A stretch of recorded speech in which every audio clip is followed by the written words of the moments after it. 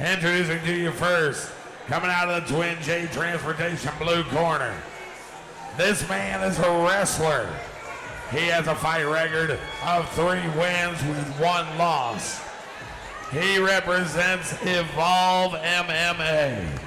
Standing 6 foot 1 inch tall, he weighed in at 234 pounds. He comes to you from right here in Omaha, Nebraska. Make some noise for Zack Krebbs.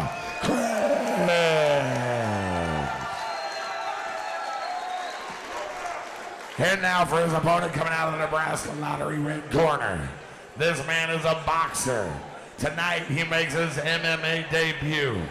Representing Premier Combat Center, he stands 6 foot 1 inch tall, weighed in at 240 pounds. He's from right here in Omaha, Nebraska. Make some noise for Randy Olson.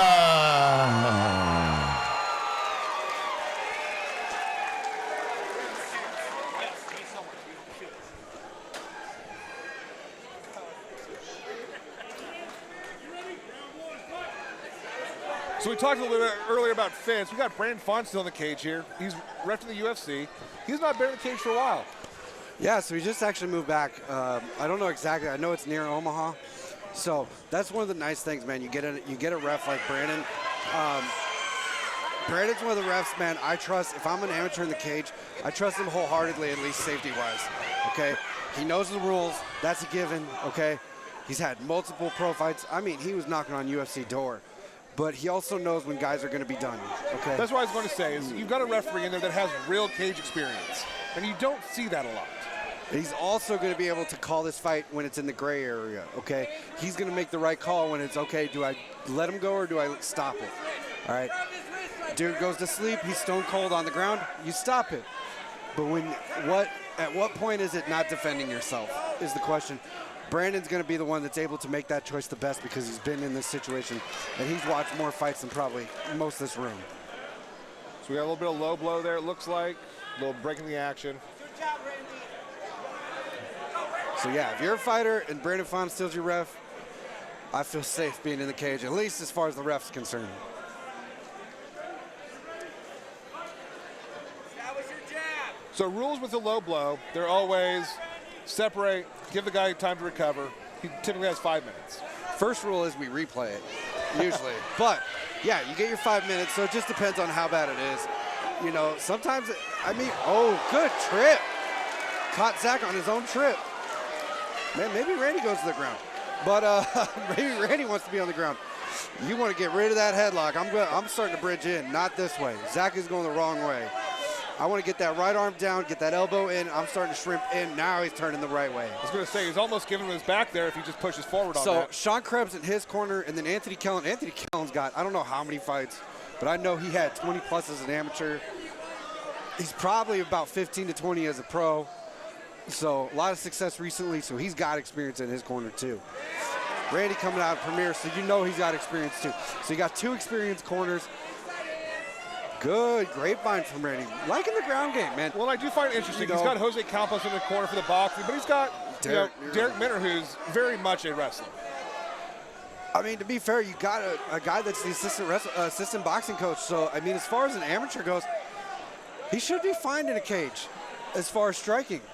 Maybe the kicking if you're a little nervous on that part, but really it's just coaching him through the grappling part of it. So I'm seeing he's got like a grapevine on the top here on the front. Can you explain what he's trying to accomplish here with that?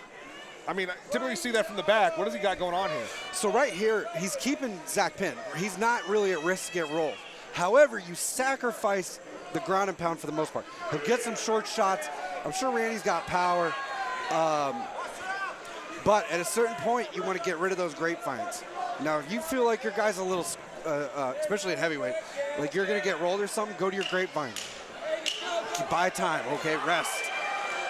But if you want to finish this fight, you got to get out of the grapevine, go to mount like this, high mount, and you got to start throwing elbows. Man, we're going to see our second round of the night. I wish I could say I'm surprised, but not really. This happens, you know. I have been, though, at shows where I have been at local shows where, man, we had like 2 decisions on a 16-night card. And we were here for a while, all right? I about slept on the cage. But, you know, we'll keep it action-packed from bell to bell. So here, we can actually get a breakdown to fight a little bit here. You saw that first round. You saw Krebbs go for the takedown, get it reversed by Olson. What do you want to see from Krebbs in this one, and what do you expect to see from Olson? What are their corners telling them? Man, if I'm Sean and Anthony Kellen, you got to get a clean takedown. You got to be looking for a clean entry, some kind of get your weight moving forward, okay? Randy caught him. He was moving, leaned back when he was going for that trip. Re-swept him there.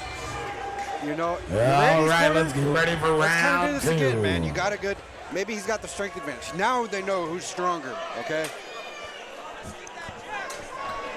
Here we go for round two. I am disappointed. Randy had a great mustache at weigh-ins and he cut it. I already talked to him about it. You know, maybe get your kicking game going. You assume maybe he doesn't have as much of a defense for that. Ooh, good hook. I was kind of looking at him. Looks like Randy's also got a little bit of reach advantage on him, too. That's kind of when you need to establish that teep and just kind of keep him away from you and not let him get inside. I don't know if he's a little worried about the counter, but I would be looking more towards the leg kicks.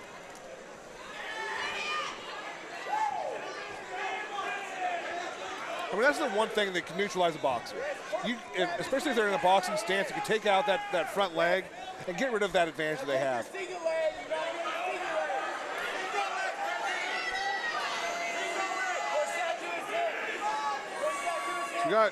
Olson's got Krebbs trapped against the wall, the fence here. He looks like he's going for that takedown. Oh, he got his feet together. This is all but done. Nope. Got his feet separated again. See if he can drive that single leg. Oh, he's in. Now we're starting to see some sweat going. I will say the one thing with the amateurs, man, you never know what somebody's cardio is. You will see somebody, usually UFC, it's the third round when you start to see that fade. That fade might come after 2 minutes. So we saw this position earlier. We saw somebody trapped their back against the fence here on that ground and pound in the first fight. What do you want to see from Krebbs to get out of this and to kind of reverse this position? At this point, I'm either looking to get into like a full guard and then stand up from there, use that to stand up, go butterfly. I'm really not trying to stay on my hip there. Well, he's got that strong half guard, but like I said earlier in the last fight, you know, that half guard is an advantageous position to the person on top. They have control over your hips, and they have availability from ground and pound there, too. And now it looks like he's got his hand trapped. Yeah, if he could trap behind. Yes, he's got his, he's got looking like a little Kimura. If he actually drives this up, depending how flexible Sean's shoulders are, which honestly being a heavyweight, I wouldn't assume it's flexible. Sorry, Sean, sorry, Zach, if you are. And if I switch your names, by the way, I'm sorry too. But if you have that, you can one-handed Kimura that basically from the back. Phil Davis was really big at that. They call it the Phil Moore. It's a slight variation. Yeah, I'm trying to see a good angle here on this. What's going this is on going to be here? real hard to catch. It looks like he's out. Maybe he's looking for the armbar. I mean, you got 10 seconds to drop back to it at this point.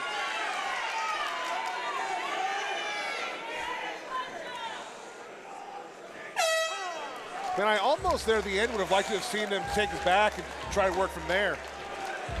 But he was just living in that half guard.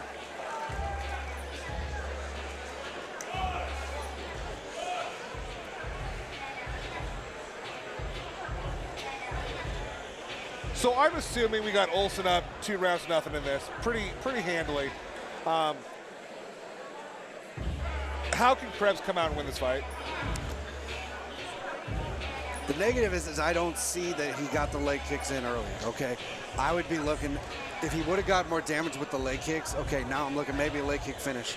There were a few points where I think he got, where he got Randy off balance, but maybe go to the leg kick, try to get your overhand going, okay? He's gonna come in a narrow stance, try to get him off balance, hit the counter.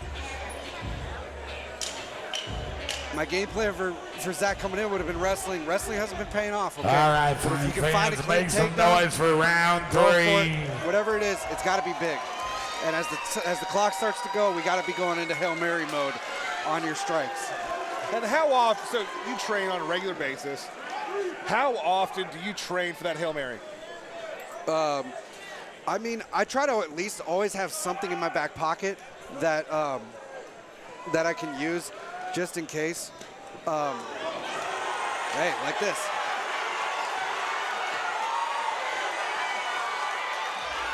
This is I not mean, what I he expected. needs something big. He's got to trade, and I'm not. He needs to get his legs apart. Is actually what he needs to do right now. This is where he got stuck last time, is getting pushed against the His cage there. knees are right up against each other, which is the exact opposite. Yeah. If I'm Randy, I'm pulling, and I'm just going to the side. Oh, he ended up on he top. faded on that. He faded really. I mean, but Krebbs still needs to make a huge advantage move here to try to finish this fight.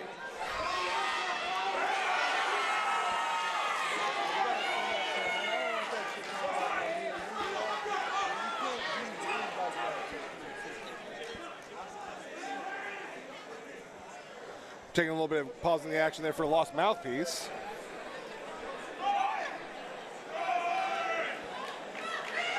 And here we are back in this full guard. I'd like to see Krebbs try to, there we go. I'd like to see him try to create a little bit of distance here. Get some ground and pound.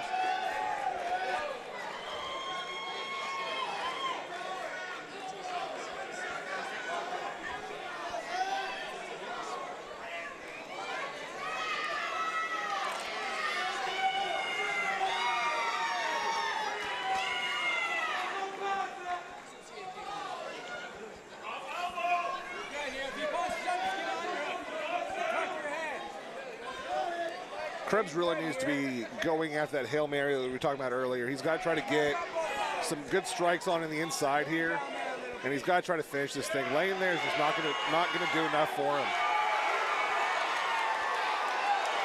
And he got swept. You know, sometimes you got to go for it. Sometimes you miss on the go. It's an unfortunate place to be.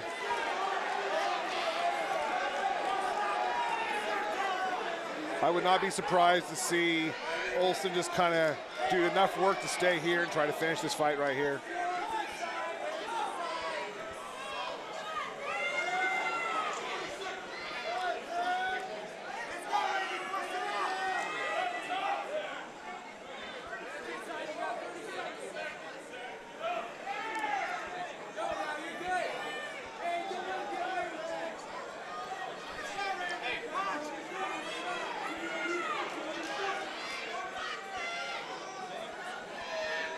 That's pretty much what we've seen him do now. He's pretty much kind of keeping position here, keeping him close, not putting himself in a place that he can get swept, not in a place that he can get himself in trouble. He's going to come in there. And he's just going to ride out the rest of this last 5 seconds of the round.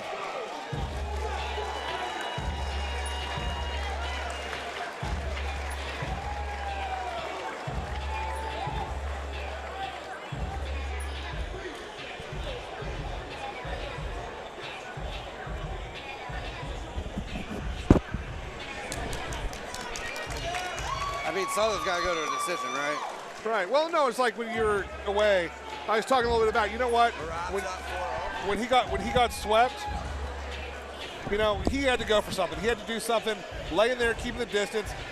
At some point when you're down 2 rounds, you have to commit to something. It may not work, but you've got to do something to that. Omaha, make some noise for both these fighters.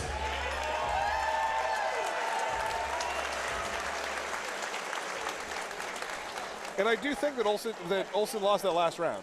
After 3 rounds, we go to the judges for a decision.